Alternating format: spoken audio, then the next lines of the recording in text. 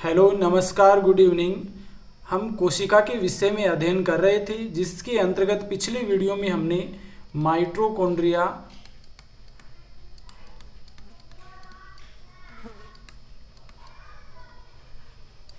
हरित लवक,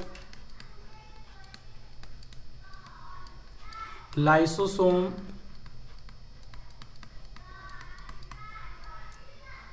और कोशिका झिल्ली के विषय में डिटेल से अध्ययन किया था। कोशिका झिल्ली, इन सभी के विषय में हमने डिटेल से अध्ययन किया था और इनसे संबंधित जो इम्पोर्टेंट क्वेश्चंस बनते थे वो भी हमने डिस्कस किए थे। आज इस वीडियो में हम गोल्जी काय, अंतर्द्रव्यीय जालिका यानी कि ईआर, एंडोप्लाज्मिक रेटिकुलम, राइबोसोम,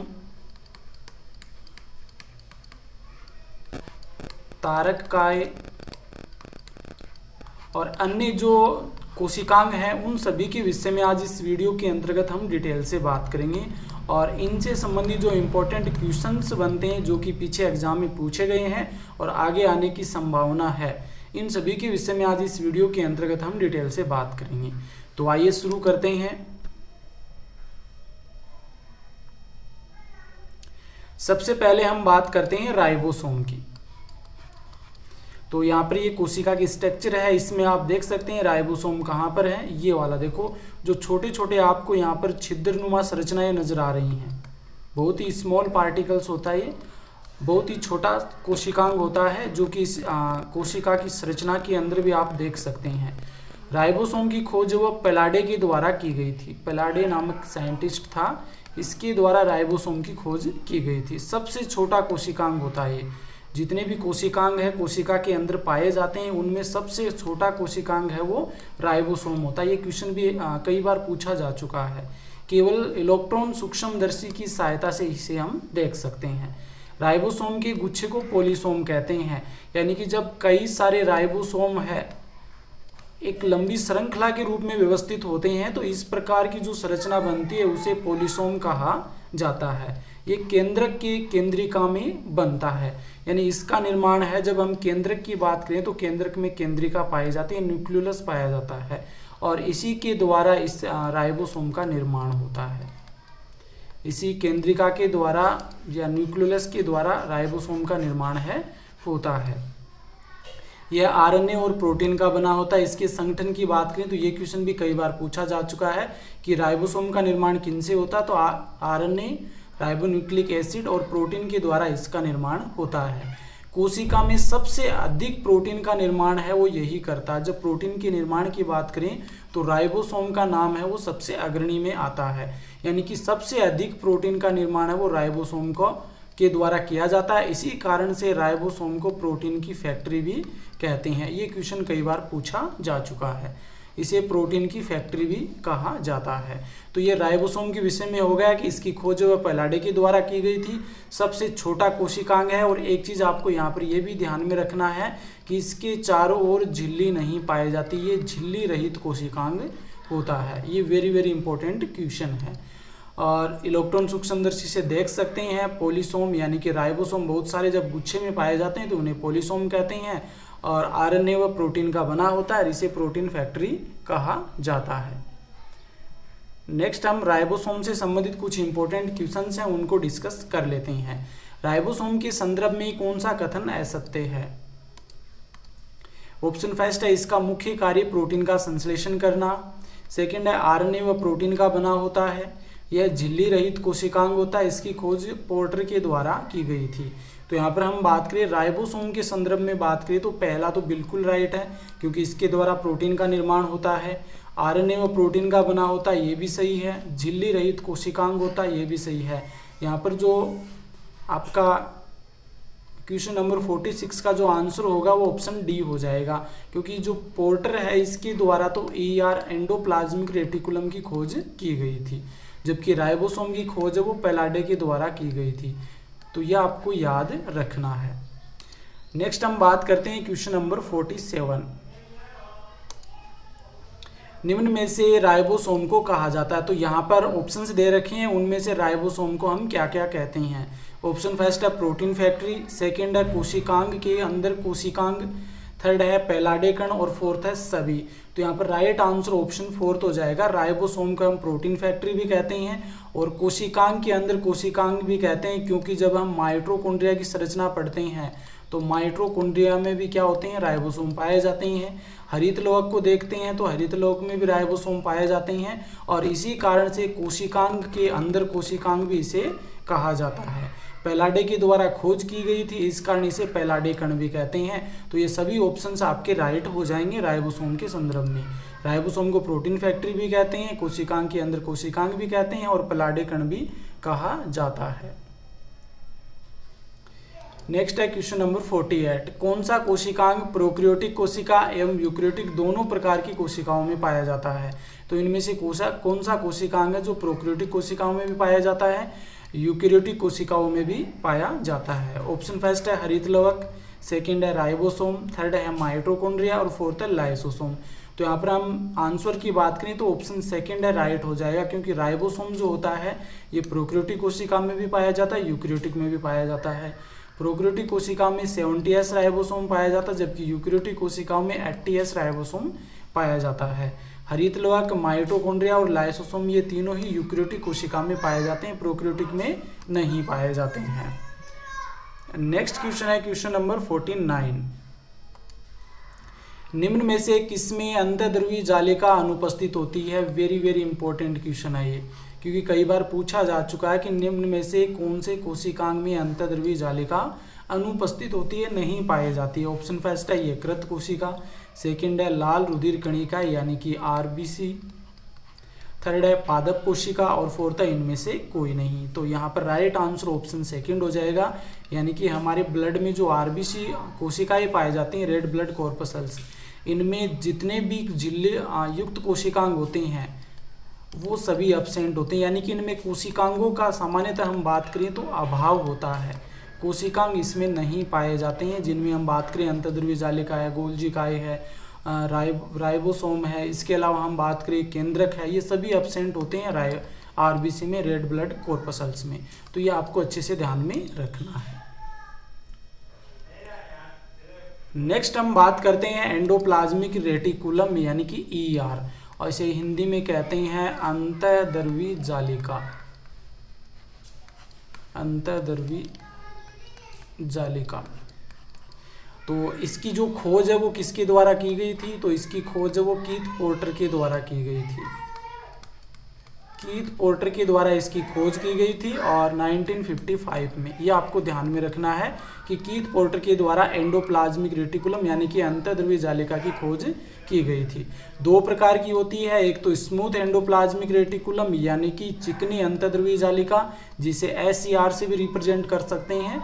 दूसरा है रफ एंडोप्लाज्मिक रेटिकुलम यानी कि RER, जिसे खुरदरी अंतःध्रुवी जालिका भी कहते हैं। तो इसमें डिफरेंस क्या होता है कि इसमें तो राइबोसोम पाए जाते हैं, राइबोसोम इसमें इसमें राइबोसोम एब्सेंट होते हैं, इस कारण ये चिकनी होती है।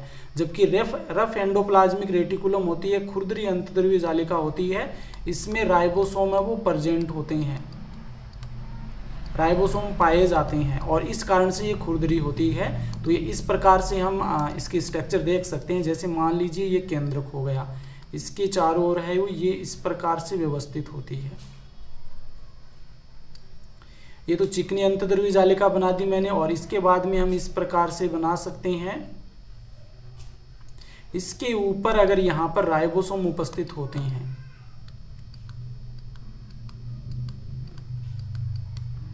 अगर इस प्रकार से इसके ऊपर राइबोसोम पाए जाते हैं तो ये कौन सी अंतःध्रुवी जालिका हो जाएगी? तो ये हो जाएगी रफ एंडोप्लाज्मिक रेटिकुलम यानी कि खुरदरी अंतःध्रुवी जालिका। जो SER है इसका कार्य होता है वसा का निर्माण करना, यानी इसके द्वारा वसा का फॉर्मेशन किया जाता है, वसा का संश्लेषण किया जाता है। जबकि रफ एंडोप्लाज्मिक रेटिकुलम का कार्य होता है प्रोटीन का संश्लेषण करना। तो ये दोनों ही आपको ध्यान में। एंडोप्लाज्मिक रेटिकुलम से कुछ और इम्पोर्टेंट तथ्य हैं, हम उनकी भी बात कर लेते हैं। तो यहाँ पर हम बात करें तो एंडोप्लाज्मिक रेटिकुलम यानी कि ER है, इसको दो भागों में बांटते हैं, smooth endoplasmic reticulum and rough endoplasmic reticulum. Smooth endoplasmic reticulum की बात करें तो इनमें राइबोसोम है वो एब्सेंट होते हैं, जबकि रफ में पाए जाते हैं। इसके अलावा जो यकृत कोशिकाएं हैं उसमें स्मूथ एंडोप्लाज्मिक जो रेटिकुलम इसकी संख्या अधिक होती है, क्योंकि लीवर के द्वारा, यकृत के द्वारा जो विश्व मेडिसिन है इन सभी का निराविषीकरण किया जाता है। इस कारण से SER यानी कि स्मूथ एंडोप्लाज्मिक रेटिकुलम है वो यकृत कोशिकाओं में अधिक पाई जाती है। और इसके द्वारा ये मैंने आपको बता दिया है कि वसा व प्रोटीन, वसा का संश्लेषण है वो स्मूथ एंडोप्लाज्मिक रेटिकुलम के द्वारा किया जाता है। यकृत के अंदर है वो वसा व प्रोटीन दोनों का ही संश्लेषण होता है। रफ एंडोप्लाज्मिक रेटिकुलम की बात करें तो ये राइबोसोम है, राइबोसोम पाए जाते हैं इसके ऊपर, और वो क्या करते हैं, प्रोटीन का संश्लेषण करते हैं। और आपको पता ही है कि एंजाइम वगैरह होते हैं उनका निर्माण भी इसी के द्वारा किया जाता है। नेक्स्ट कुछ इंपॉर्टेंट क्वेश्चंस हैं एंडोप्लाज्मिक रेटिकुलम से संबंधित, हम उनकी बात कर लेते हैं।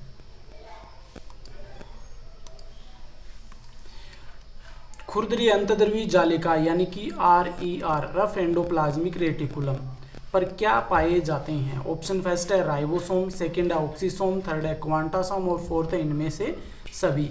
तो यहाँ पर राइट आंसर ऑप्शन फर्स्ट हो जाएगा, क्योंकि जो अंतर्द्रवी जालिका रफ एंडोप्लाज्मिक रेटिकुलम या खुरदरी अंतर्द्रवी जालिका है उसके ऊपर राइबोसोम पाए जाते हैं, और इस कारण से ये क्या करती है, प्रोटीन का संश्लेषण करती है।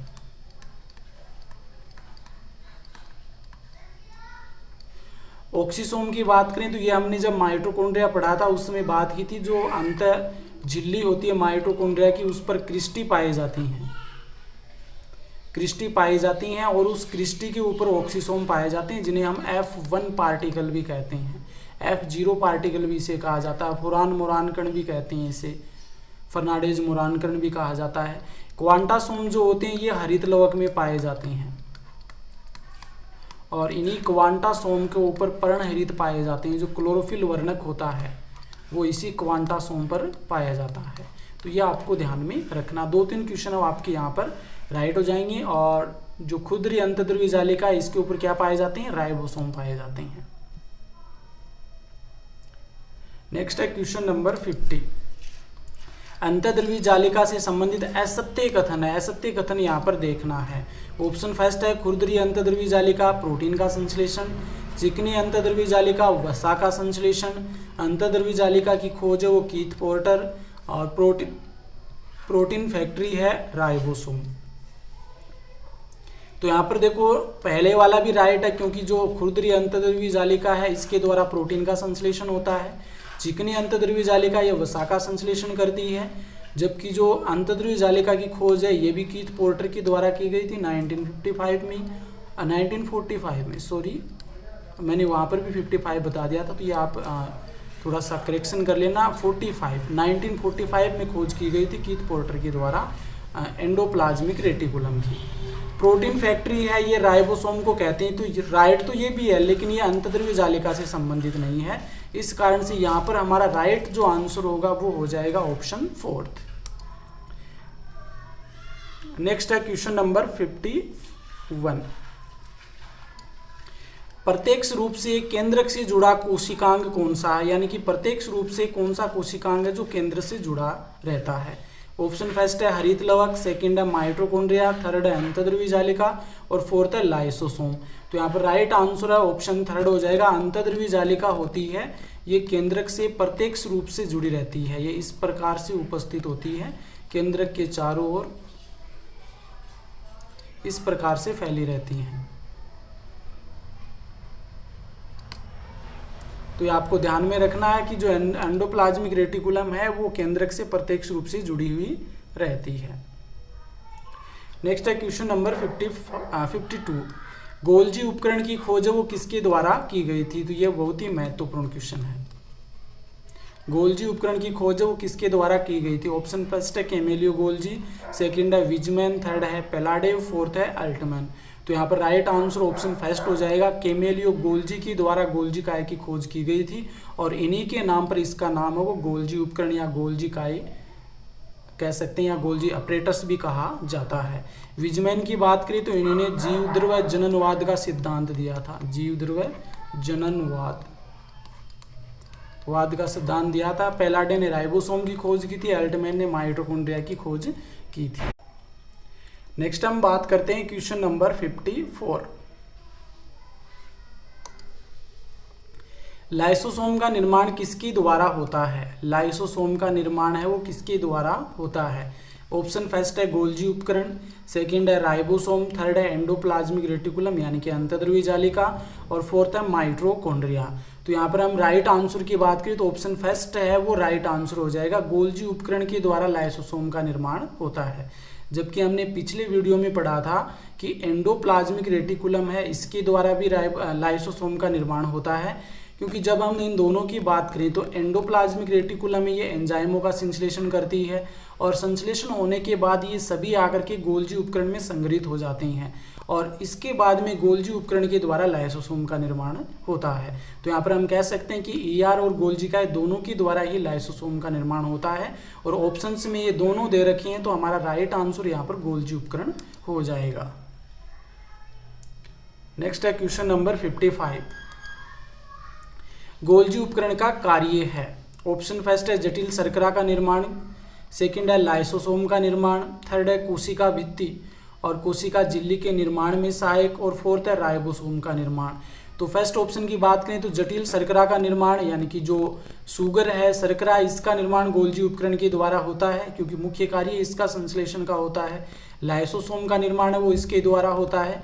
कोशिका भित्ति व कोशिका झिल्ली के निर्माण में भाग लेती है गोल्जी उपकरण। यहाँ पर हमारा राइट आंसर ऑप्शन फोर्थ हो जाएगा क्योंकि राइबोसोम का निर्माण है वो केंद्रिका के द्वारा किया जाता है। केंद्रिका के द्वारा है इसका निर्माण किया जाता है। तो 55 का राइट आंसर ऑप्शन फोर्थ हो जाएगा। नेक्स्ट हम बात करते हैं क्वेश्चन नंबर 56। पादप कोशिका का सबसे बड़ा कोशिकांग है यानी कि प्लांट सेल्स में सबसे बड़ा कोशिकांग है। ऑप्शन फर्स्ट है माइटोकॉन्ड्रिया, सेकंड है गोल्जिकाए, थर्ड है लवक और फोर्थ है राइबोसोम। तो यहाँ पर राइट आंसर ऑप्शन थर्ड हो जाएगा, लवक यानी कि प्लास्टिड। ये पादप कोशिका में पाया जाने वाला सबसे बड़ा कोशिकांग होता है। जबकि इसके बाद में हम बात करें तो माइटोकॉन्ड्रिया हो जाएगा और सबसे छोटा कोशिकांग जो होता है वो राइबोसोम होता है जो कि झिल्ली रहित कोशिकांग होता है। जबकि इसके साथ में आपको रिक्तिका मिल जाए यानी कि वैक्यूल्स मिल जाए तो वो भी क्या होता है, प्लांट सेल्स में सबसे बड़ा कोशिकांग माना जाता है। लेकिन सामान्यतः ऑप्शंस में रिक्तिका आपको कम ही देखने को मिलता है, लवक और माइटोकॉन्ड्रिया देखने को मिलता है। जबकि प्लांट सेल्स की बात करें तो लवक सबसे बड़ा कोशिकांग होता है, जबकि एनिमल सेल या जंतु कोशिका की बात करें तो माइटोकॉन्ड्रिया वो सबसे बड़ा कोशिकांग हो जाएगा। नेक्स्ट है क्वेश्चन नंबर 57। निम्न में से सबसे छोटा कोशिकांग है, स्मॉलेस्ट ऑर्गेनल्स कौन सा है? ऑप्शन फर्स्ट है माइटोकॉन्ड्रिया, सेकंड है गोल्जिकाए, थर्ड है लवक और फोर्थ है राइबोसोम। तो यहाँ पर राइट आंसर ऑप्शन फोर्थ हो जाएगा। राइबोसोम जो है ये सबसे छोटा कोशिकांग होता है कोशिका का। नेक्स्ट है क्वेश्चन नंबर 58। जंतु कोशिका में सबसे बड़ा कोशिकांग है, ये तो अभी मैंने आपको बताया। तो माइटोकॉन्ड्रिया जो है ये जंतु कोशिका में पाया जाने वाला सबसे बड़ा कोशिकांग होता है, ये आपको अच्छे से ध्यान में रखना है।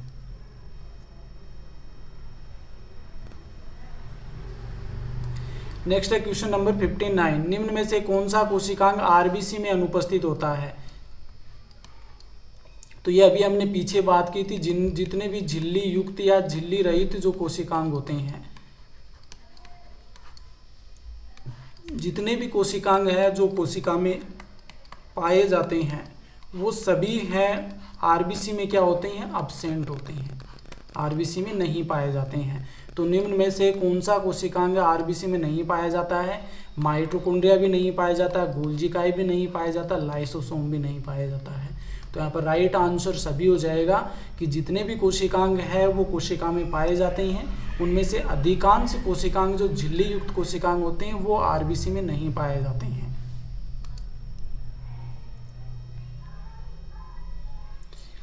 नेक्स्ट है क्वेश्चन नंबर 60। निम्न में से किसकी आरबीसी में केंद्रक पाया जाता? वेरी वेरी इंपॉर्टेंट क्वेश्चन, ये बहुत बार पूछा जा चुका है कि निम्न में से किसकी आरबीसी में केंद्रक पाया जाता है। सामान्यतः हम बात करें तो मनुष्य की आरबीसी में केंद्र क्या होता है, अब्सेंट होता है, नहीं पाया जाता। जो परिपक्व आरबीसी होती है, रेड ब्लड कॉर्पसल्स होती है, या लाल रुधिर कणिकाएं होती है उसमें केंद्रक एब्सेंट होता नहीं पाया जाता है।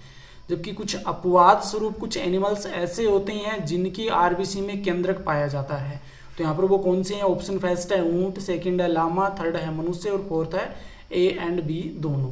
तो मनुष्य की तो मैंने आपको बता दिया कि मनुष्य तो हो नहीं सकता क्योंकि इसमें केंद्रक का अभाव होता है आरबीसी में। जबकि ऊंट व लामा दोनों की ही आरबीसी में केंद्रक पाया जाता है। तो यहाँ पर राइट आंसर ऑप्शन डी हो जाएगा। बहुत बार पूछा जा चुका है क्वेश्चन, अच्छे से ध्यान में रखना है। नेक्स्ट है क्वेश्चन नंबर 61। पादपों में गोल्जी उपकरण को कहते हैं। प्लांट सेल्स में गोल्जी उपकरण जो पाया जाता है इसे क्या कहा जाता है? ऑप्शन फर्स्ट है मीजोसोम, सेकंड है पोलिसोम, थर्ड है डिक्टियोसोम, फोर्थ है बायोप्लास्ट। तो यहाँ पर राइट आंसर है ऑप्शन थर्ड हो जाएगा, क्योंकि पादपों में जो गोल्जी का पाया जाता है ये थोड़ा अल्प विकसित होता है, अल्प विकसित होता है, इस कारण से इसे डिक्टियोसोम कहा जाता है। मीजोसोम जो होता है ये जो बैक्टीरिया कोशिका है उसमें पाया जाता है और श्वसन से संबंधित होता है। जिस प्रकार से माइटोकॉन्ड्रिया में श्वसन से संबंधित एंजाइम पाए जाते हैं उसी प्रकार से मीजोसोम्स में श्वसन से संबंधित एंजाइम पाए जाते हैं।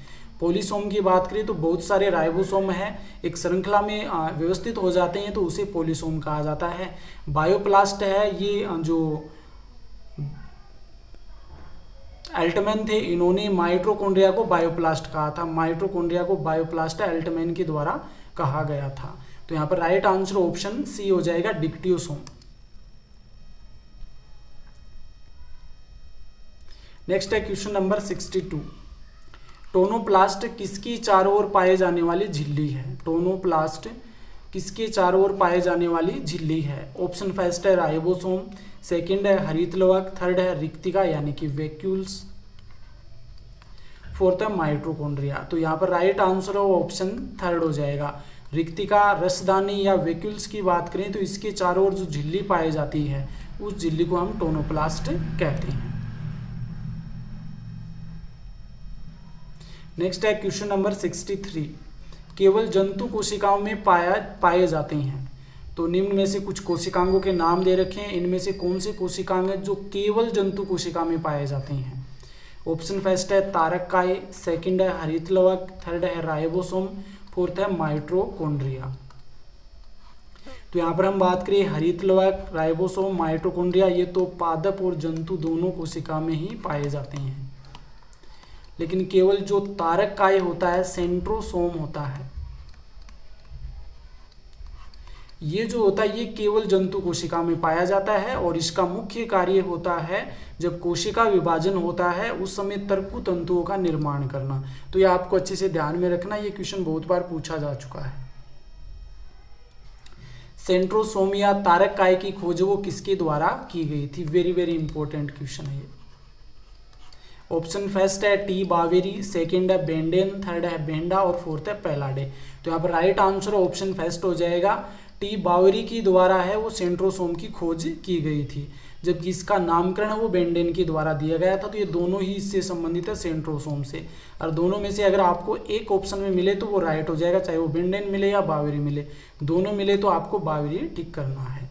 बेंडा ने माइटोकॉन्ड्रिया नाम दिया था, पेलाडे ने राइबोसोम की खोज की थी। तो यहाँ पर राइट आंसर ऑप्शन फर्स्ट हो जाएगा। नेक्स्ट है क्वेश्चन नंबर 65। निम्न में से तारककाय का मुख्य कार्य है, ये मैंने आपको अभी बताया था, ये भी इंपॉर्टेंट है। ऊर्जा उत्पादन में, सेकंड है केंद्रक झिल्ली के निर्माण में, थर्ड है कोशिका विभाजन में और फोर्थ है प्लाज्मा झिल्ली के निर्माण में। देखो फर्स्ट ऊर्जा उत्पादन का कार्य तो माइटोकॉन्ड्रिया के द्वारा होता है। केंद्रक झिल्ली या झिल्ली से संबंधित आ जाए तो गोल्जी का या एंडोप्लाज्मिक रेटिकुलम होगा, और प्लाज्मा झिल्ली के निर्माण की बात करें तो ये भी एंडोप्लाज्मिक या गोल्जी गाय के नाम हम ले सकते हैं।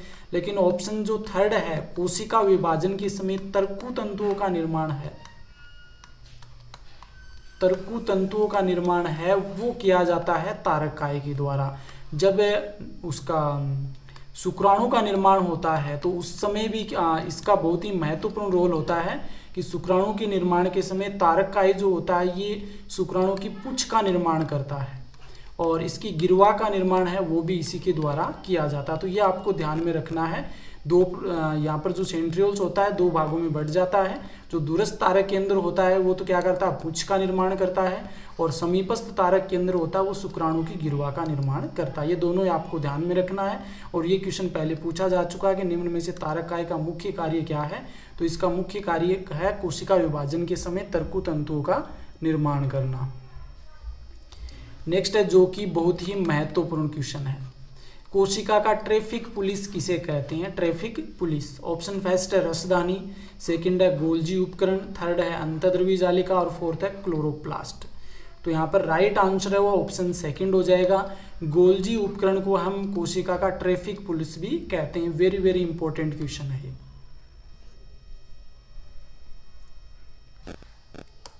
नेक्स्ट है क्वेश्चन नंबर 67, निम्न में से कौन सा रसदानी का कार्य नहीं है। रसदानी यानी वैक्यूल्स का कौन सा है जो कि कार्य नहीं है। ऑप्शन फर्स्ट है पादप कोशिका में यह दृढ़ता प्रदान करता है, सेकंड है यह प्रोटीन शर्करा एवं अम्ल का संग्रह करता है, थर्ड है एक कोशिकीय जीवों में जल संतुलन का कार्य करता है, कुछ अपशिष्ट पदार्थों का संग्रह करता है। तो नीचे वाले तीनों ही जो हैं ये रसदानी के कार्य हैं, जबकि फर्स्ट ऑप्शन जो होगा ये हमारा राइट आंसर होगा, क्योंकि पादप कोशिका में दृढ़ता प्रदान करने का कार्य वो रसदानी के द्वारा नहीं किया जाता है। प्रोटीन शर्करा व अम्ल और कुछ एंजाइम्स होते हैं, इनका जो संग्रह है वो रसदानी करती है। एक कोशिकीय जो जीव होते हैं जैसे अमीबा वगैरह, उनमें जल संतुलन का कार्य करती है, और कुछ अपशिष्ट पदार्थ होते हैं उनका संग्रह भी है वो रसदानी के द्वारा किया जाता है। नेक्स्ट है क्वेश्चन नंबर 68, कोशिका का मस्तिष्क किसे कहते हैं। ऑप्शन फर्स्ट है केंद्रक, सेकंड है माइटोकॉन्ड्रिया, थर्ड है हरित लवक और फोर्थ है रसदानी।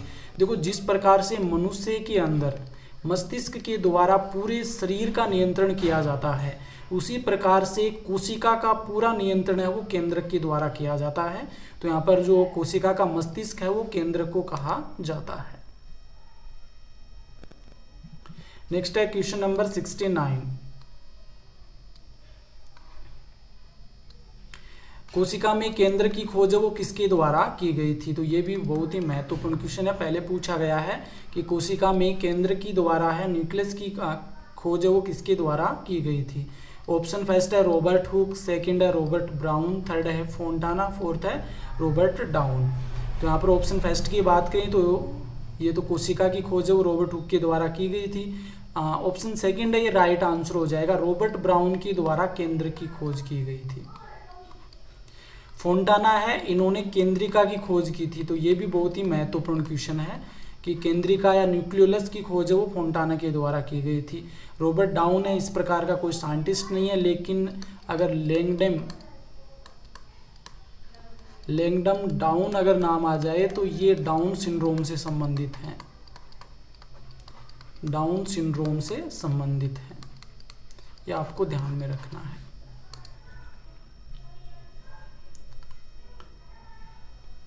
आज का हमारा लास्ट क्वेश्चन और क्वेश्चन नंबर 70 की बात करें, निम्न में से किसमें वास्तविक केंद्रक का अभाव होता है। निम्न में से किसमें वास्तविक केंद्रक का अभाव होता है। ऑप्शन फर्स्ट है माइकोप्लाज्मा, सेकंड है अमीबा, थर्ड है कवक और फोर्थ है हाइड्रा। अगर आपको प्रोकैरियोटिक कोशिका और यूकैरियोटिक कोशिका वाला टॉपिक अच्छे से क्लियर है तो इसका आंसर आप आसानी से दे पाएंगे, क्योंकि हाइड्रा, कवक और अमीबा ये तीनों ही क्या है, यूकैरियोटिक प्रकार की कोशिका इसमें पाई जाती है, और जितनी भी यूकैरियोटिक कोशिका होती है उसमें वास्तविक केंद्रक पाया जाता है।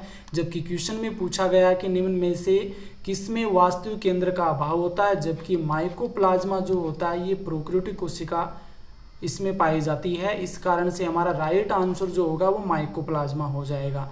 इस प्रकार से कोशिका से संबंधित हमने टोटल 70 क्वेश्चन देख लिए हैं।